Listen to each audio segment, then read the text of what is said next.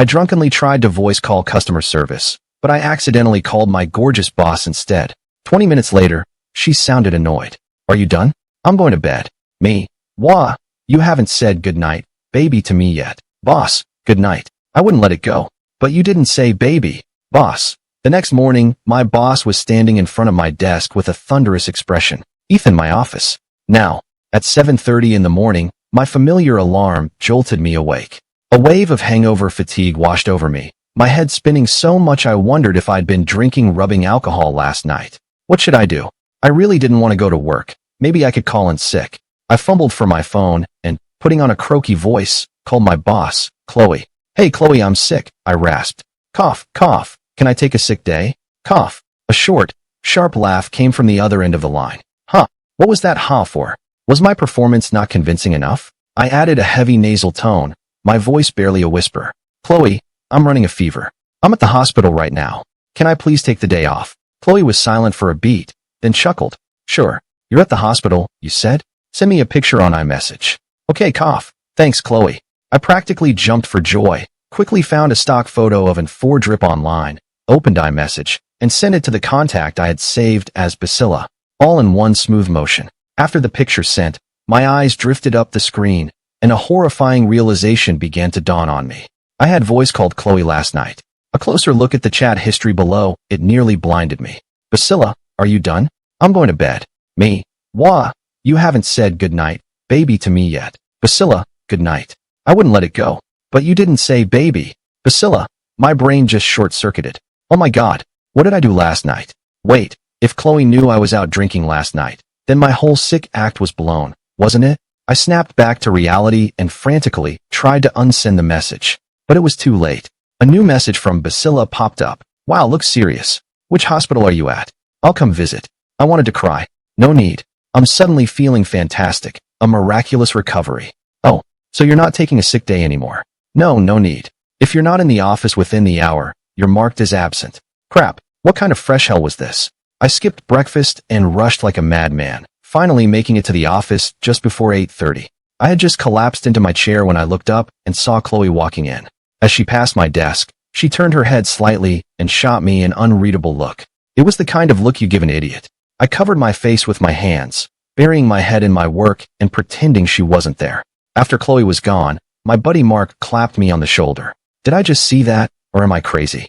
The boss was totally checking you out. Is something going on between you two? The memory of me begging her to call me baby made my face burn.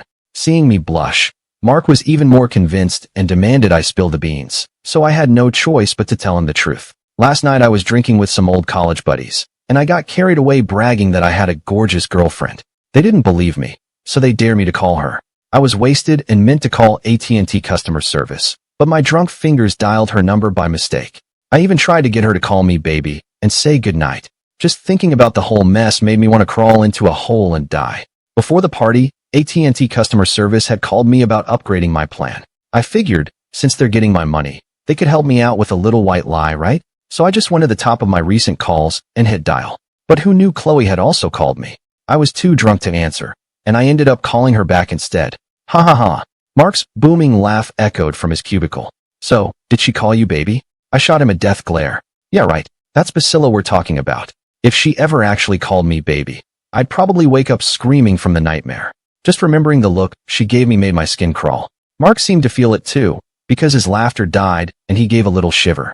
He froze like a statue. The only things moving were his eyebrows, which were doing a nervous dance on his forehead. An icy chill crept up my spine. I suddenly had a very, very bad feeling. Basila, the familiar voice cut through the air. I slowly turned around. Chloe was standing right behind me, and the look in her eyes was so cold it felt like she was about to skin me alive. Chloe, what are you doing here? Ha ha. I was practically digging a hole in the floor with my shoe, my face plastered with an awkward smile that was probably more painful to look at than crying. Chloe glared at me, then pulled out her phone and dialed a number. 2 seconds later, my phone rang. The caller ID read, Basila. She glanced at my screen, and her cheeks flushed crimson with rage. She hung up and immediately started an iMessage voice call. My phone lit up again with the notification, Basila would like to have a voice chat. Chloe was absolutely livid now, staring at me through gritted teeth. Ethan, you. Before she could finish, her own phone started ringing. She answered it, then pointed a finger at me. Ethan, my office. In a minute. With that, she stormed out. I shuddered. I was so fired. Was I about to be unemployed? Chloe was gone for about half an hour. I sat in her office, waiting. While I waited, I even hand-wrote my resignation letter. I couldn't stand another second in this godforsaken company. But since I had decided to quit, there was no reason to hold back anymore.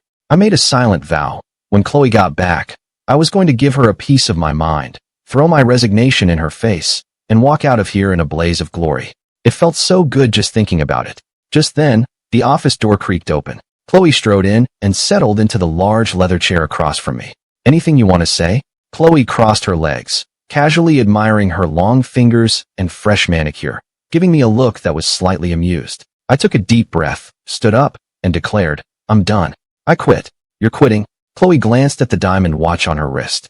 Are you sure? I rolled my eyes at her. Of course I was sure. If I didn't leave now, was I supposed to wait around for her to make my life a living hell? Absolutely sure. Whoever wants this crappy job can have it. Who can stand working overtime every single day? I don't even have time for a girlfriend because of this job, and you won't even approve a single sick day. Is that even human? With that, I slammed my letter of resignation down on her desk. Take a good look. That's my 2 weeks notice. Actually, it's 30 days. According to labor laws, I can leave automatically after that, whether you agree or not. And you better not short me a single cent on my final paycheck and bonus, or I'll see you at the Department of Labor. I stuck my chin out, looking down on her with the triumphant expression of a man who had finally won. After slaving away here for over 5 years, I was finally getting my moment of triumph. I felt glorious. Chloe's eyes widened slightly as she picked up my letter and read it aloud. This pond is too small and full of sharks. Peace out. Ethan, this is your resignation letter. Her question made me lose some of my nerve. What's wrong with it? Chloe snorted. Ethan, do you have any idea what was discussed at the board meeting this morning? I blurted out, like I give a damn. I was quitting anyway. Oh, is that so? A sly glint appeared in Chloe's eyes. Ethan, in light of your recent outstanding performance, the executive board unanimously decided to promote you to vice president. But since you're resigning, I suppose I'll have to reconsider that. What? A promotion? I thought you were going to make my life miserable. I was completely floored. Chloe sighed. I've always kept business and personal matters separate. Your professional skills are undeniable. A promotion was inevitable. But if you don't want it, her finger tapped the desk, pointing to my so-called letter of resignation. My courage evaporated instantly. I reached for it, but she snatched it away before I could. Chloe picked up a pen, signed her name with a flourish, and handed the letter back to me. Ethan, congratulations on your resignation. No need to wait 30 days. You can leave today. Then she walked over, patted my shoulder, and smiled mischievously. Don't forget to treat everyone to a farewell dinner tonight. Oh my God, what have I done? I felt my eyes roll back in my head. I nearly passed out right there. When I came to, I was clutching that idiotic piece of paper, desperately trying to figure out how to backtrack. Chloe saw me just standing there and turned. Still here? Waiting for me to buy you lunch. I hung my head like a scolded puppy and shamelessly asked, Chloe, is it possible for me to not leave? I'm not your boss. I'm a shark in a small pond, remember? Chloe said, her face a perfect mask. Wow, she was really holding a grudge. I put on my most shameless, but kissing smile. No. How could you be a shark? You're a gorgeous CEO. Chloe's brow furrowed, but the look in her eyes softened just a little. Then why don't you explain to me what bacilla means? I rolled my eyes internally. What else could it mean? It means you're an old and annoying tyrant. But as if she could read my mind, her gaze turned icy again. I immediately lost my nerve again, plastering on a suck-up smile. Chloe, let me explain. The boss part is out of respect for your authority and wisdom. The Zilla part is because you're a monster of productivity and success, like Godzilla, a true force of nature. Put it all together, and it means you're a respected, brilliant, and powerful leader whose potential is off the charts. I finished with a big thumbs up, delivering this absolute nonsense with the most earnest expression I could muster. Is that so? She gave me a skeptical look, the corner of her mouth twitching like she was trying hard not to laugh. I nodded firmly. Absolutely. You're my idol. Chloe cleared her throat, forcing her smile down. Fine. You pass. Now get out and get back to work. So, about that promotion? I wiggled my eyebrows at her. She gave me a playfully haughty eye roll. Don't worry, it's yours. Go meet with VP Davis first and get up to speed on your new responsibilities. You got it. Mission accepted. After leaving Chloe's office, I was swamped with transition work, and before I knew it, Night had fallen. Overtime really is the destiny of the office worker. Just as I was sighing about my cruel fate, my phone rang. It was my mom. Ethan, where are you?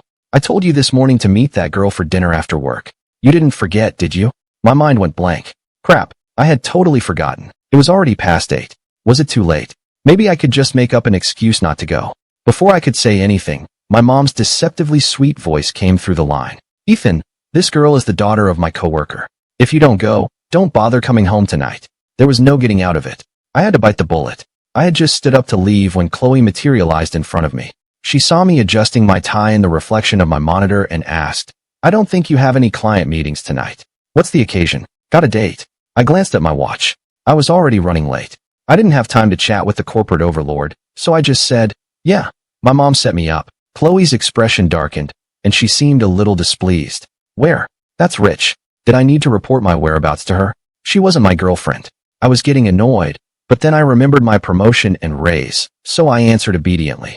I'm heading to the Grove. What a coincidence. I'm going there too. I can give you a ride. Huh. She was going to the Grove too?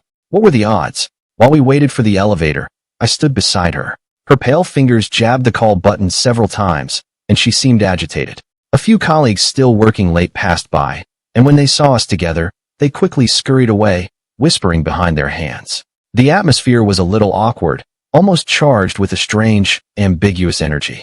I cleared my throat a couple of times, and then, on a whim, I asked, so, what are you doing at the Grove? Chloe's hand, which was pressing the button, paused. Her voice was as cold as ice.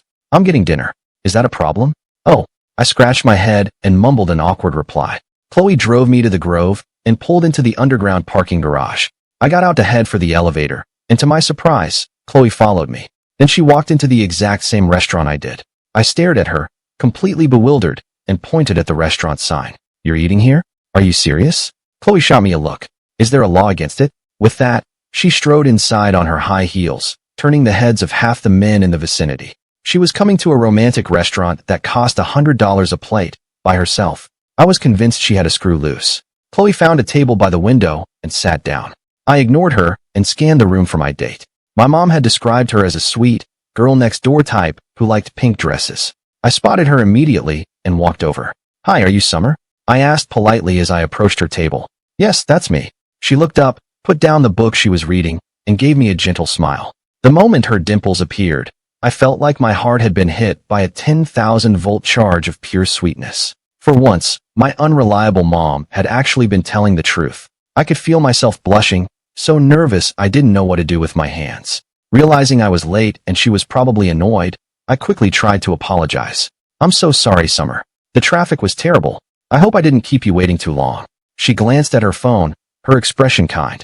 It's no problem. I just got here myself. I know you're busy with work, so being a little late is completely understandable. And please, just call me Summer. She was so understanding. I wanted to marry her on the spot.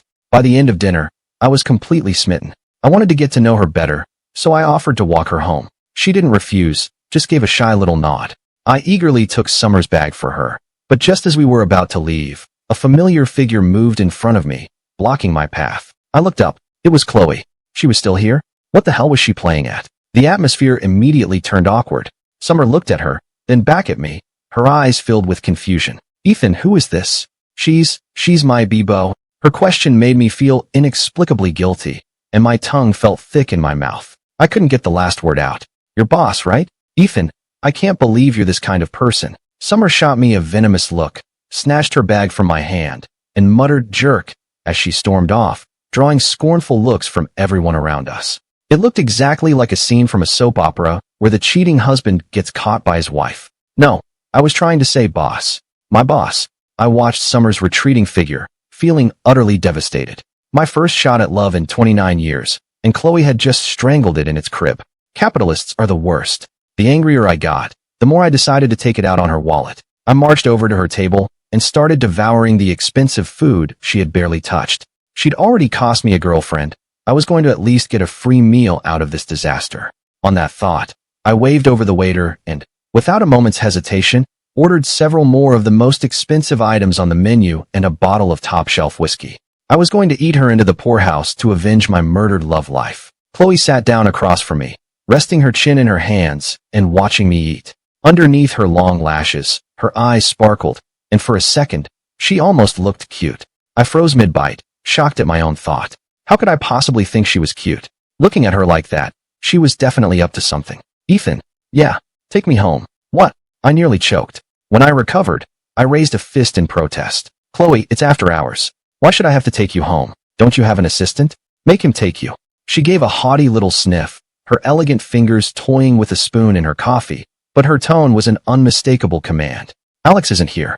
You're a company employee, so you'll take me. She then pointed at me. And if you refuse, I'm docking your pay. Damn it, the evil, tyrannical capitalist. For the sake of my paycheck, I gave in. But on my way out, I snagged that unopened bottle of whiskey. I considered it my overtime pay. Chloe was her usual princess self, even making me open the car door for her. I was already pissed off, and her bossing me around just made it worse. I scowled the entire drive. The car filled with an awkward silence. After a few minutes, Chloe finally spoke, looking out the window as if it were a casual question. Are you mad that I ruined your date? I snorted, my voice tight. Hell, what do you think? Chloe pouted, a hint of a whine in her voice.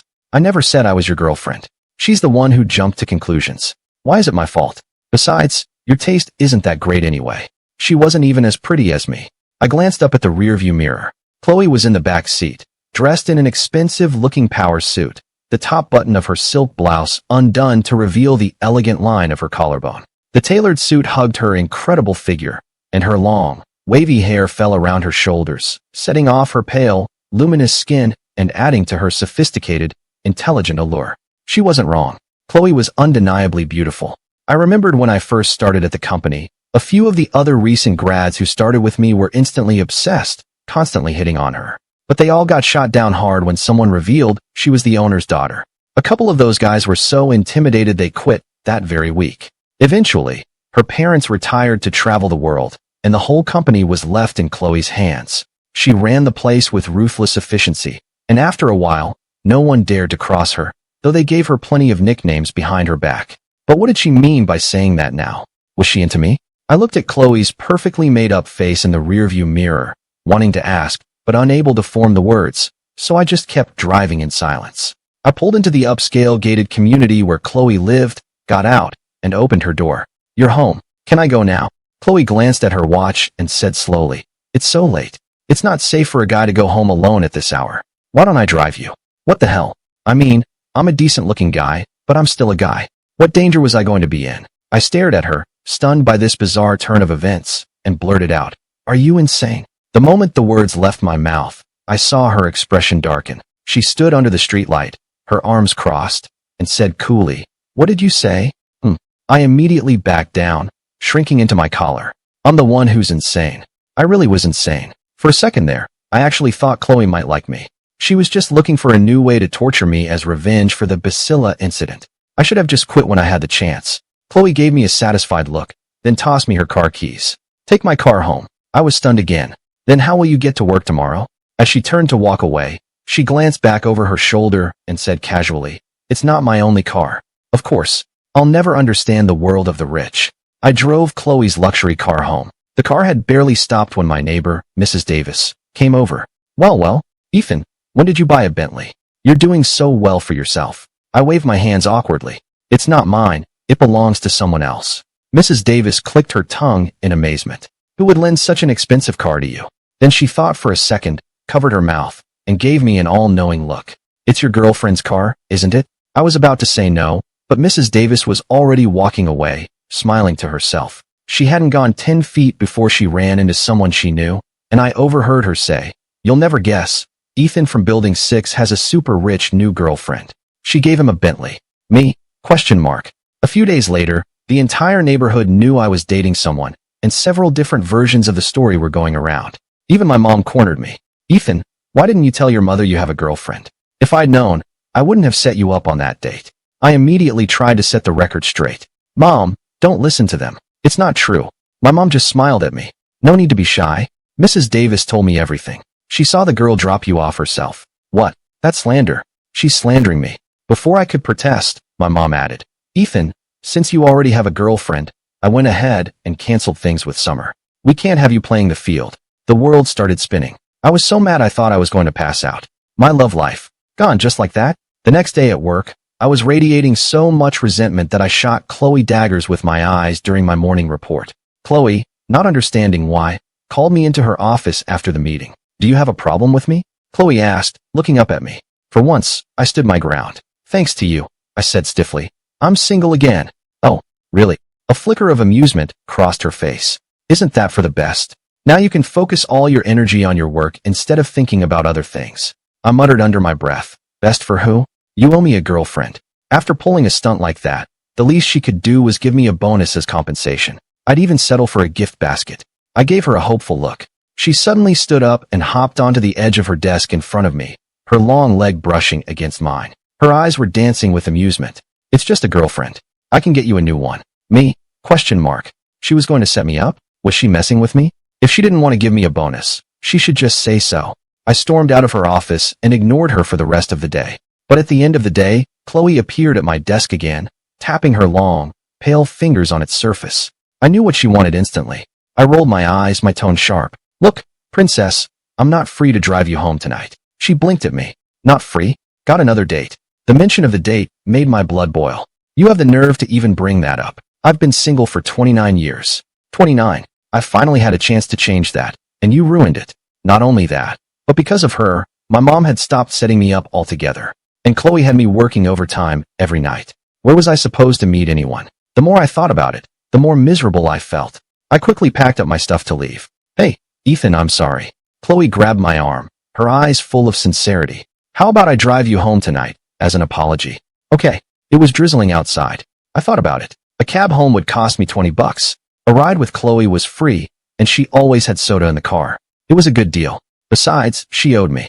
"Well, what are you waiting for? Let's go." Chloe drove me to my building, and as soon as I stepped out of the car, I saw my mom standing under the awning, holding an umbrella. She looked at me, then at Chloe, and smiled. "Ethan, who's this? Is this your girlfriend?" I was about to say no, but Chloe cut in first. "Hello, ma'am. My name is Chloe. I'm Ethan's colleague. You can call me Chloe." A look of understanding dawned on my mom's face, and she greeted her warmly. "Chloe, please, come on up and have some dinner with us before you go." I quickly grabbed my mom's arm and whispered, "Mom, she's my boss." My mom's eyes lit up. "Such a beautiful boss. Well, you better not let this opportunity slip by." I wanted to die. At my mom's enthusiastic insistence, Chloe came right into our apartment. At the dinner table, my mom kept piling food onto Chloe's plate while interrogating her about her family and financial status. She completely ignored my coughing and desperate hand signals. Chloe, for her part, didn't seem to mind at all and answered every question thrown at her. She stopped just short of giving my mom her social security number. After a few drinks, my dad, a little tipsy, raised his glass to Chloe. "Chloe, I like you. You're a good kid. Come on, have a drink with me." My heart jumped into my throat, and I quickly intervened. "Dad, what are you doing? She's a girl." My dad's eyes were bleary. "So what if she's a girl? Back where I come from, the girls can drink 2 bottles in one sitting." I started to panic. I had no idea what Chloe's tolerance was. At company events, her subordinates always took drinks for her. She only ever took a symbolic sip. My dad, on the other hand, could drink all night. This was not going to end well. Before I could object, Chloe shot to her feet, raising her glass. "He's right. Who says girls can't drink? Where I'm from, I can drink anyone under the table. I'd be happy to keep you company tonight. Come on, cheers." I buried my face in my hands and sighed. What was my life? A few drinks later, I went to the bathroom. When I came back out, Chloe was passed out on the table. My mom saw her and immediately grabbed my dad by the ear. "You old fool. Who told you to get her this drunk? What if you've given your future daughter-in-law alcohol poisoning?" My face instantly turned beet red.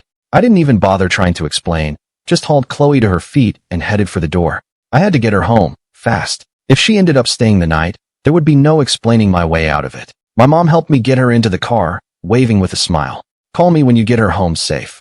I drove to Chloe's building, helped her out of the car and up to her apartment, and finally used her fingerprint to unlock the door. I got her inside and laid her down on the sofa. Just as I was about to leave, a pair of arms wrapped around my neck. I turned to find Chloe looking up at me, her eyes hazy. She tilted her head, her face flushed, and smiled. "Hey, who are you? You're really handsome." Then she started pinching my cheeks. I pulled her hands away, but they just started restlessly exploring elsewhere. Who could possibly resist this? My face burned. With the lightning-fast reflexes of a 29-year-old single man, I gently pushed her back down onto the sofa. I was about to leave, but she rubbed her head and let out a little ouch, like she'd bumped it. What's wrong? Are you okay? I instinctively reached out to cradle her head, but she grabbed my wrist and held on tight. She pressed herself against me, resting her head on my shoulder. Her warm, alcohol-scented breath tickled my ear. It was like a feather, tickling my skin and making my heart race. Her familiar voice, now soft and breathy, whispered in my ear. Didn't you say I owed you? So I'll give you me. Do you want me? I froze, my back rigid. I didn't dare move a muscle. Why aren't you saying anything? Don't you want me? Her eyes fell, and she looked incredibly hurt. Humph. If you don't want me, I'll dock your pay. With that, she undid the top button of her blouse, revealing her pale collarbone. Her porcelain face was flushed, and a sweet, intoxicating smile spread across her lips. I fought the urge to get a nosebleed and tried my best to stay calm. This was pure, unadulterated seduction. Who could possibly resist this? Oh God, I needed to get out of there. Blushing furiously, I tried to push her away, but she held on, wrapping her arms around my neck and pressing her soft body against mine. She pouted. Ethan, are you planning on doing something bad to me? I fell silent. She stared at me, then drew a slow circle on my chest with her finger. You are. Humph, don't think I can't tell. Well, I'm telling you can't. Even though I feel. You feel what about me? My heart was pounding. I found myself desperately wanting to hear the rest of that sentence. Me! Exclamation point. Oh my God, Chloe just threw up all over me. Help me. I'm a total germaphobe. After she was done, Chloe passed out like nothing had happened. I was so angry I wanted to shake her, but I restrained myself. I sighed, carried her to the master bedroom, and tucked her into bed. After that, I looked down at my clothes. They reeked of sour vomit, and even my pants were spattered. It was absolutely unbearable. I had no choice but to strip down to my underwear and throw my clothes in the wash. Luckily, Chloe had a washer and dryer, so I was able to get them clean and dry pretty quickly. Chloe should have been fast asleep by then, but just to be safe, I tiptoed into the bathroom to change, locking the door behind me. The bathroom was pitch black. I flipped on the light switch and froze, stunned by what I saw. Chloe was standing there, completely naked, having just turned on the shower. I just stood there, frozen, clutching my clean clothes. A shriek like a boiling tea kettle pierced the air. She frantically grabbed a towel to cover herself, then aimed the shower head directly at my face. Ethan, what are you doing in my house? Get out. Why was I in her house? I didn't know. I snapped out of it, and, with a yelp, tried to flee the bathroom, but I fumbled with the lock and couldn't get the door open. Damn it, how had I locked it? In my panic, a long, slender hand reached past me and easily unlocked the door. Chloe was now wearing a silk robe, standing with her hands on her hips, glaring at me. Her cheeks were puffed out in anger, making her look like a little chipmunk. Ethan, you'd better explain why you are in my house. Her eyes traveled down my body, and her face instantly flushed. And why aren't you wearing any clothes? What are you trying to pull? I instinctively covered myself, then belatedly realized something. Wait, I was still wearing my underwear. Was she sober now and pretending not to remember? I turned away, not daring to look at her, my face on fire. But then I thought, I hadn't done anything wrong. Why should I be scared of her? So I gathered my courage and said defiantly, you should be asking yourself that. I was nice enough to bring you home, and you wouldn't let me leave, and then you threw up all over me. I didn't have anything else to wear, so what was I supposed to do? She frowned, looking at me skeptically. Is that right? It seemed like she had really blacked out. Seeing her struggling to remember, I couldn't resist messing with her a little. Ahem, a certain someone also offered to give herself to me as compensation. Chloe's eyes went wide, and a blush crept back into her cheeks. Oh, really? I cleared my throat, trying to look serious. Of course, why would I lie? She didn't say anything, just tilted her head and looked at me, her sly eyes narrowed. There was a tiny mole just at the corner of her eye, and she looked like a siren from a painting, beautiful enough to steal your soul. I was so captivated I just stared, and then she stood on her tiptoes and kissed my cheek. I sucked in a sharp breath. My brain just stopped working. Chloe, what are you doing? Her face was bright red, but she gave a little, haughty sniff and poked me in the chest. You saw me. Aren't you going to take responsibility? Ethan, are you even a man? Responsible? You saw me too.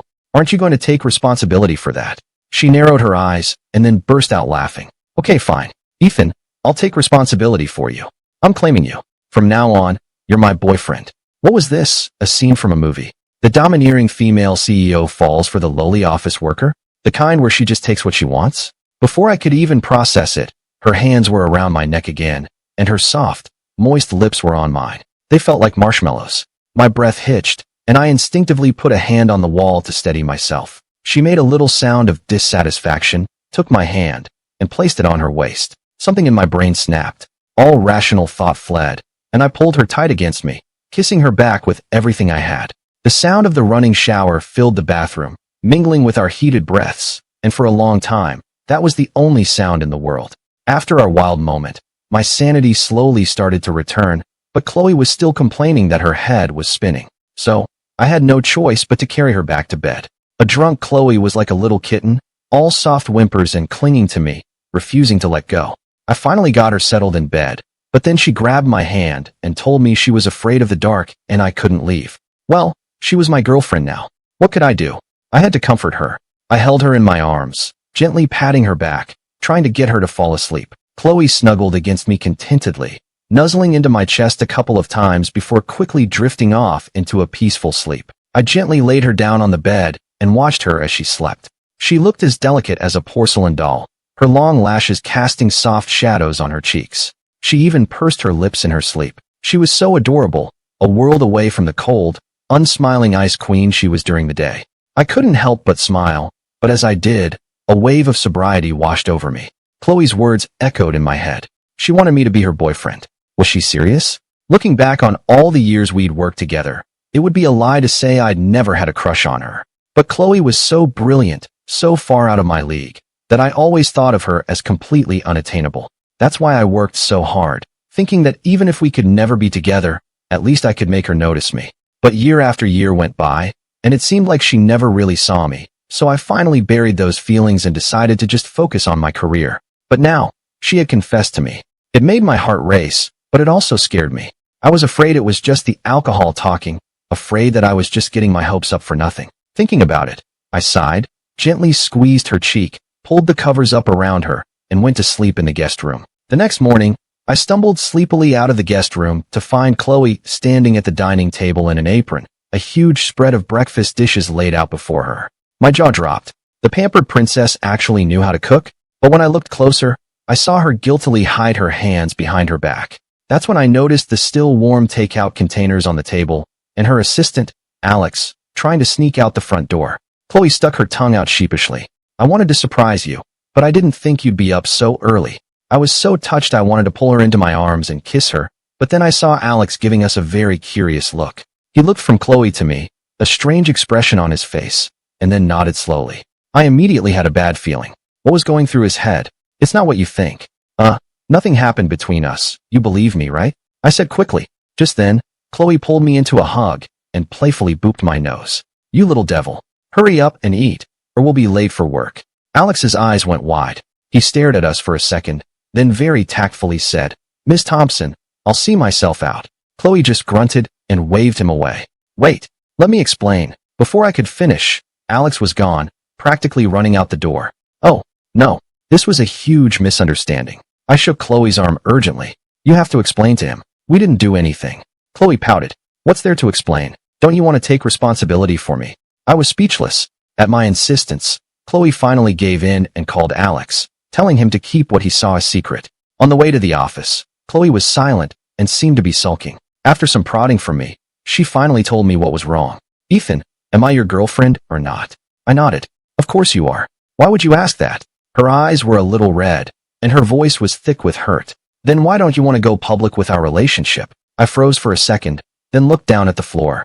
Everything had happened so fast. I still couldn't wrap my head around why a girl as amazing as Chloe would be interested in me. Was it just because I was a hard worker? Besides, we came from completely different worlds. She was probably just playing with me. I sighed internally and came up with an excuse. Chloe, I just think we're moving a little fast. Besides, with my promotion coming up, if we go public now, people will think I only got it because I'm sleeping with the boss. That wouldn't be good for either of us. She thought about it for a moment, tapping her nails on the steering wheel, and finally nodded. You have a point, but you're wrong about one thing. I was confused. What am I wrong about? She crooked a finger at me, a mischievous smile on her face. Come closer, and I'll tell you.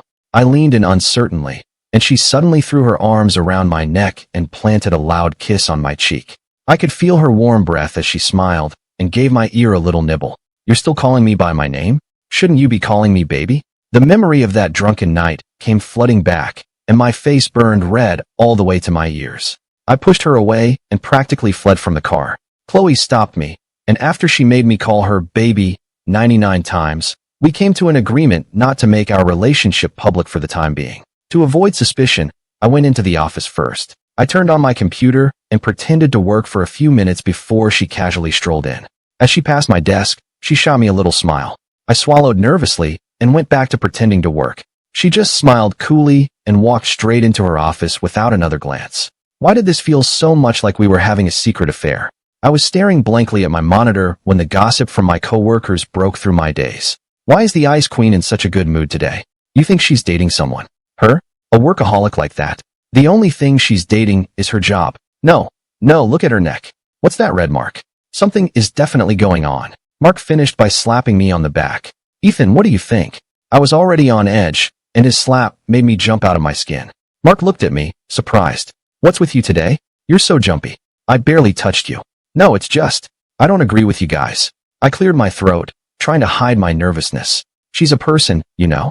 You shouldn't be giving her mean nicknames. The guys all exchanged confused glances, looked at me like I'd grown a second head, and then, after deciding I wasn't completely crazy, they silently agreed to ignore me and change the subject. Anyway, forget about Chloe. Did you hear we're getting a new hire in our department?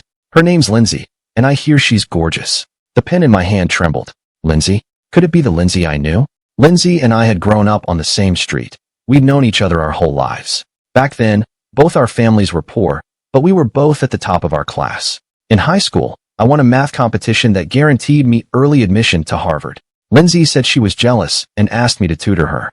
But when I got to her house, I realized something was very wrong. No one else was home. Lindsay came out of her bedroom wearing nothing but a sheer lace nightgown. She walked right up to me and smiled. Ethan, I want to get into Harvard too, but I'm just not smart enough. What should I do? I looked away and tried to head for the door. If you're not smart enough, you should study harder. What does that have to do with me? Look, I have to go. I left the review books on the table for you. You can look through them yourself. I tried to leave, but she blocked the door. She looked angry, her chest rising and falling rapidly. Ethan, do you really think you can just walk out of here? After all the years we've known each other, aren't you going to help me? I sighed in resignation. Fine. What do you want me to do? She pulled a school photo out of her bag. It was of a young girl with bright, clever eyes and a brilliant smile that showed off 2 little canine teeth. This girl is my competition. There's no way I can beat her. I need you to find a way to take care of her. I don't care what you do. Just make sure she doesn't show up for the competition. If you do this for me, I'll do anything you want. I finally understood what she was asking, and I was stunned. I couldn't believe that the sweet, harmless girl next door was capable of something so twisted. I was furious. I ripped the photo to shreds and threw it in the trash. Lindsay, I'm going to pretend this conversation never happened. But I'm warning you, don't even think about trying something like that. You'll only end up hurting yourself. I gave her one last glare and slammed the door on my way out. I thought that was the end of it. But one day after school, as I was passing an alley, I heard a girl crying for help. I ran over and saw 3 or 4 thugs surrounding a girl. Her school jacket was on the ground, the contents of her backpack scattered everywhere. She was on her knees while one of them held her by the hair and slapped her. After that, 2 of them exchanged a look and started dragging her deeper into the alley. I saw red and charged in, starting a fight. In the chaos, I managed to grab a metal pipe from one of them and broke another one's leg. That's when I was able to get the girl out of there. I dragged her with me, and we ran for what felt like miles. It was only when we finally stopped to catch our breath that I realized she was the girl from the photo Lindsay had shown me. Since I had refused to help her, she must have gone and hired those thugs herself. Thinking about how our families had always been close, I didn't rat Lindsay out. I just took the terrified girl home. But I never expected that the thug whose leg I broke would press charges, claiming I had assaulted him and demanding the school expel me. To protect myself, I had to tell the school the whole story about Lindsay, but the thug insisted he'd never met her, and there was no proof that they had been bullying the other girl. In the end, I was found guilty of starting a fight and causing grievous bodily harm. I was ordered to pay the guy's family $20,000 to avoid jail time. In the end, it was the girl's father who paid the money for me. But because of the incident, I lost my early admission to Harvard, got a major demerit on my permanent record, was moved from the honors track to the remedial classes, and was ostracized by everyone at school. I ended up just getting into a state college. After that, I learned that the world isn't fair. If you don't have power, playing the hero will only get you hurt. So from then on, I learned to be cautious, to weigh the pros and cons, and to stop sticking my neck out for other people. But hearing the name Lindsay again still made my fists clench. How dare she come back? How dare she show her face to me? If it was really her, then she shouldn't blame me for what was coming to her. Is this Lindsay you guys are talking about really that pretty? You got a picture? I asked, trying to keep the rage out of my voice. No need for a picture. I'm right here. I looked up to see a woman in a tight black dress walking toward me. She stopped in front of my desk, theatrically removed her sunglasses, and held out a hand. Ethan, long time no see. I ignored her. She awkwardly pulled her hand back and started in with the snide remarks. After all these years, you're still the same stubborn mule. No wonder you don't have a girlfriend. She flicked a sticky note on my desk in disgust. And it looks like you haven't gotten very far in life, either. I wasn't going to take that from her. Lindsay, you're the new hire, right? New hires should act like new hires. From now on, you'll be on coffee and copy duty. You don't have a problem with that, do you? She laughed like I'd told the funniest joke in the world. Ethan, you should really take a look at your own position here. You're just a department manager, and you dare to talk to me like that? I'd advise you to be a little nicer to me, or I could have you fired. She threw a few more insults my way, then strutted off like a peacock. I was so mad I slammed my mouse on my desk. I pointed after her and asked Mark, who the hell is she? How can she be so arrogant? Mark pulled me aside and whispered, I can't help you with this one, man. I heard she got in through connections. She's got powerful friends. I wouldn't mess with her. Fuming, I spent the next few hours digging, and I finally found out what Lindsay's story was. It turned out she was the girlfriend of Mr. Thompson's nephew, Chloe's cousin. No wonder she'd been fast-tracked to a job at corporate headquarters. But then I realized, if Lindsay married Chloe's cousin, that would make her part of the family. I couldn't let that happen. I had to find a way to blow this up for her. I got up to get a coffee, my mind still racing with ways to deal with Lindsay, when I saw Chloe's assistant, Alex, come out of her office, followed by Lena from HR. Lena looked furious, slamming her mug down on the counter with a loud clang. I hate nepotism hires. What right does that Lindsay have? She just waltzes in here and gets made an executive assistant? You've worked your butt off for years, and now you have the same status as some girl who just showed up out of nowhere. It makes me so mad. Alex looked miserable. What can we do? She has connections. Lena was still fuming. And the way she struts around, you'd think she owned the place. The two of them got their coffee and left, completely oblivious to me standing right there. It looked like Lindsay had already managed to piss off all the senior staff. People like that, who step on everyone on their way to the top, shouldn't be surprised when everyone gives them a shove on their way down. Back at my desk, I had an email from Alex, reminding me about the upcoming all-hands meeting. The meeting was to review the first 3 quarters performance and to announce my promotion to vice president. When the meeting started, I saw that Lindsay was now sitting next to Chloe, while Alex had been pushed to a seat in the far corner. But Lindsay looked even more miserable than Alex did. She kept darting terrified glances at Chloe. What was that about? Had she met Chloe before? Maybe they hadn't just met. Maybe they had some kind of history. That would explain why she looked so scared. After the meeting, I cautiously asked Chloe about it, but she said she'd never met Lindsay before today. That was strange. To get to the bottom of it, I cornered Lindsay after work, pulling her into an empty hallway.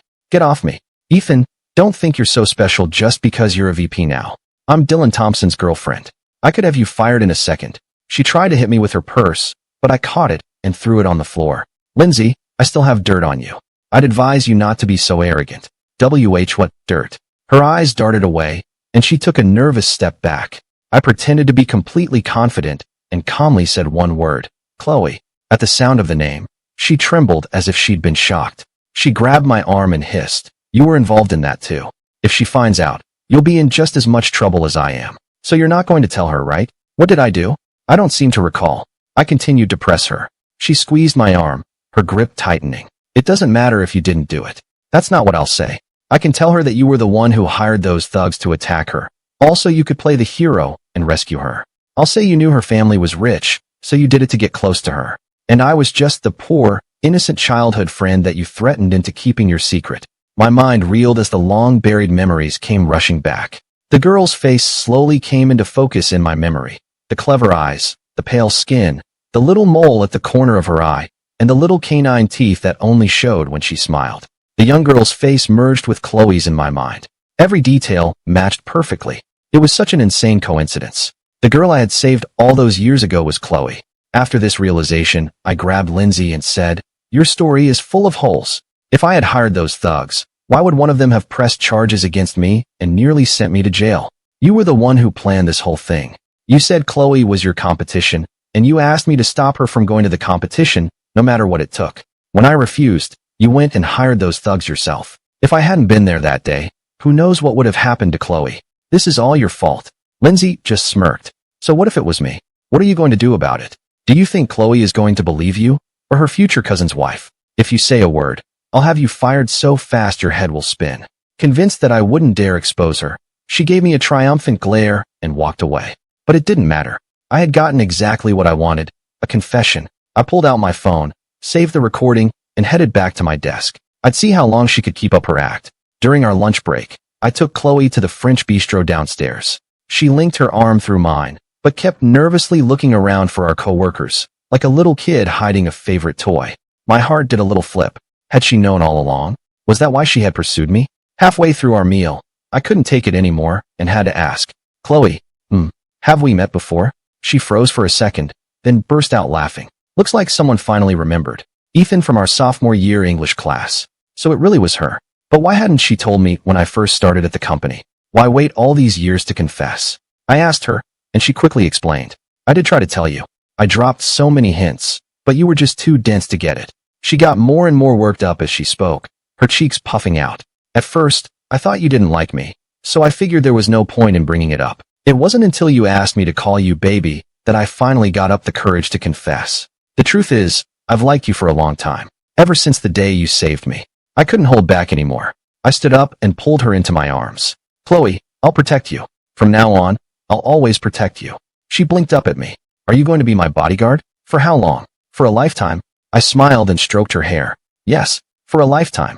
After we had our heart-to-heart, I played the recording for Chloe and told her the whole story. We put our heads together and compared what we knew, and we realized that Lindsay had been telling an even bigger lie than we thought. She had been pretending to be the heiress to the Reed family fortune. The Reeds did have a daughter, but she had been living abroad for years, so almost no one in the States knew what she looked like. Lindsay had actually managed to pull it off. Chloe thought for a moment. This is easy enough to solve. Next month is my parents' 50th wedding anniversary. I'll have someone invite the Reeds and their daughter to the party. They're all in the same business circles. They'll come. Hearing about her parents' anniversary party made me nervous. So, should I go to this party? Chloe playfully twisted my ear. What? You don't want to go? Then I'll just take someone else. I'm rich, you know. I can find plenty of handsome young men to be my arm candy. I threw up my hands in mock surrender. All right. I guess I can be persuaded to go. The Thompsons' anniversary party was a huge affair, packed with distinguished guests. Chloe pulled me over to meet her parents. I was so nervous I just stared at the floor, but it was her mother who spoke first. So this is Ethan. We've heard so much about you from both my husband and my daughter. My husband says you're reliable and capable, with a real head for business. And my daughter talks about you like you're a superhero who saved the world. It's nice to finally meet you in person. Chloe immediately got defensive. I never said that. Mom, don't exaggerate. Mr. Thompson nodded in agreement. Yes, he seems average enough to me. If he wants to marry my daughter, he'll have to prove himself.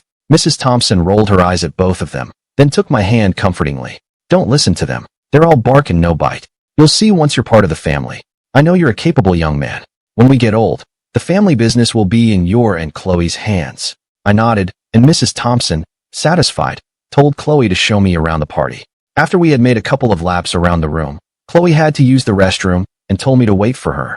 I was just grabbing a piece of cake when I saw Lindsay approaching, arm in arm with Chloe's cousin, Dylan. She shot me a sarcastic look.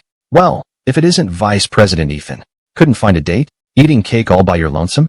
Oh, that's right. You've probably never even been to a party this fancy before. Dylan, who knew my position at the company, gave me an awkward smile and tried to pull Lindsay away. But Lindsay didn't get the hint and kept going. What's wrong? Why are you pulling me away?